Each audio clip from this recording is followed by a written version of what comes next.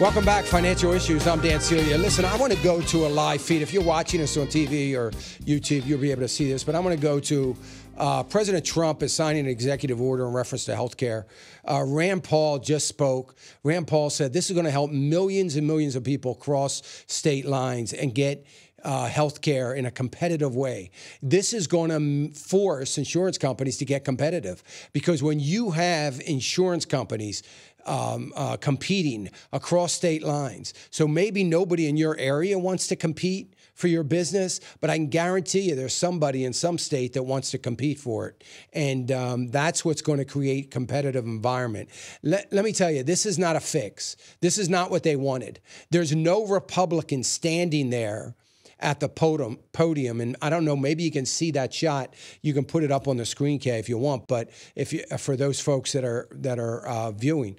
But this is something that nobody standing there behind the vice president right now are for this. Nobody really wants it. This was not what they were looking to see what would happen. I mean, this is not what they wanted.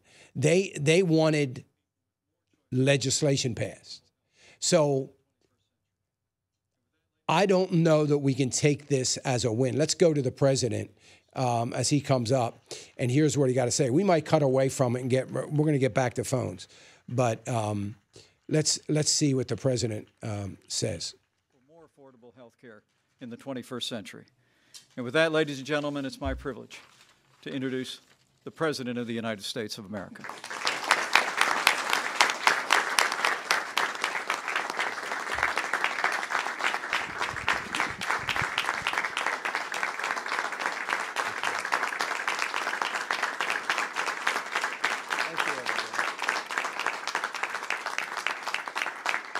Thank you very much to Vice President Pence for that wonderful introduction and for the great job you do. And I want to thank Secretary Acosta, Secretary Mnuchin, Acting Secretary Hargan, and Administrator McMahon for joining us today.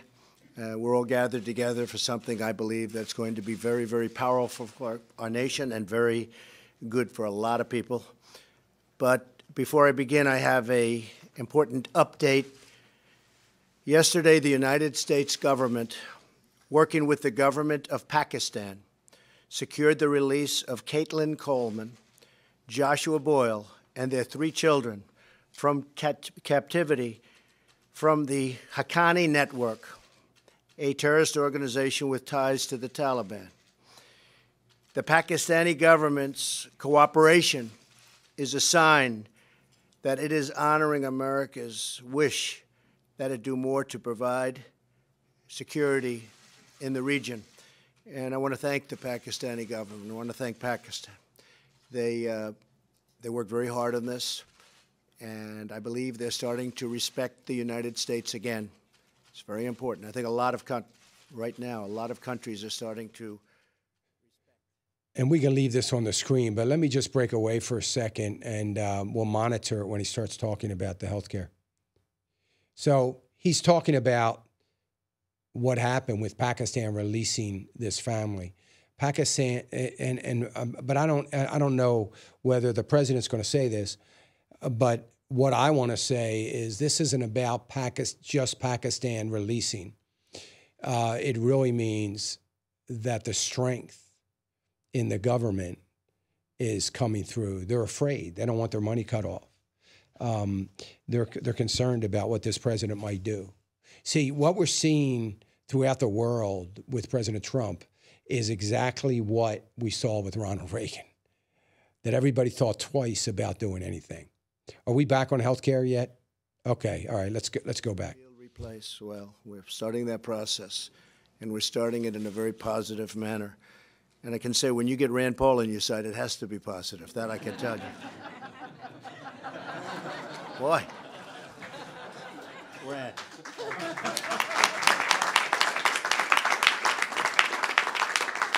I was just saying, as he's getting up and saying all these wonderful things about what we're going to be announcing, I said, boy, that's pretty unusual. I'm very impressed. But 7 years ago, congressional Democrats broke the American healthcare system by forcing the Obamacare nightmare onto the American people. It has been a nightmare. You look at what's happening with the premiums and the increases of 100% and 120%, and even in one case, Alaska, over 200%. And now every congressional Democrat has blocked the effort to save Americans from Obamacare, along with a very small, frankly, handful of Republicans. 3. And we're going to take care of that also because I believe we have the votes to do block grants at a little bit later time, and we'll be able to do that. Premiums have gone skyrocketing. But today, 1/3 of all the counties in America have only a single insurer selling coverage on an exchange, and next year it looks like nearly half of all counties in our country. Think of that. All of the counties, 1/2, will have only one insurer, and many will have none. Many will have absolutely created roadblocks for people to have any form of the insurance we're talking about. This is why in a few moments I will sign an executive order taking the first steps to providing millions of Americans with Obamacare relief. It directs the Department of Health and Human Services, the Treasury, and the Department of Labor to take action to increase competition, increase choice, and increase access to lower-priced, high-quality health care options. And they will have so many options. This will cost the United States government virtually nothing, and people will have great, great health care. And when I say people, I mean by the millions and millions. First, we aim to allow more small businesses to form associations to buy affordable and competitive health insurance. This would open up additional options for employers to purchase the health plans their workers want. I'm also directing Secretary Acosta to consider ways to expand these associations and these health care plans all across state lines. This will create tremendous competition and transformative, in so many ways, change aimed at creating more and lower prices for millions of Americans. But the competition will be staggering. Insurance companies will be fighting to get every single person signed up. And you will be hopefully negotiating, and you'll get such low prices for such great care. It should have been done a long time ago, and it could have been done a long time ago. This will allow thousands of small business employers to have the same purchasing power as large employers to get more affordable and generous insurance options for their workers. Rich and Leslie Baudry, where are they? Where are they? How are you? Nice to see you. How are you? Come on, get up here. Come on. How are you? Nice to see you, Leslie. They're here today from Louisiana, great state. Just left. They had a little hurricane damage, they got hit like Charles, but we took good care of it, right? Absolutely. We took good care of it. They're great people. They're small business owners, and they know personally the benefits of association health plans, one of which used to provide health insurance for their employees. So, he is continuing to talk about this health care, but basically, real quick outline, it's not hyperbole and it's not exaggeration. Now, what's going to happen is people are going to see dramatic reduction in their health care costs. And he's right.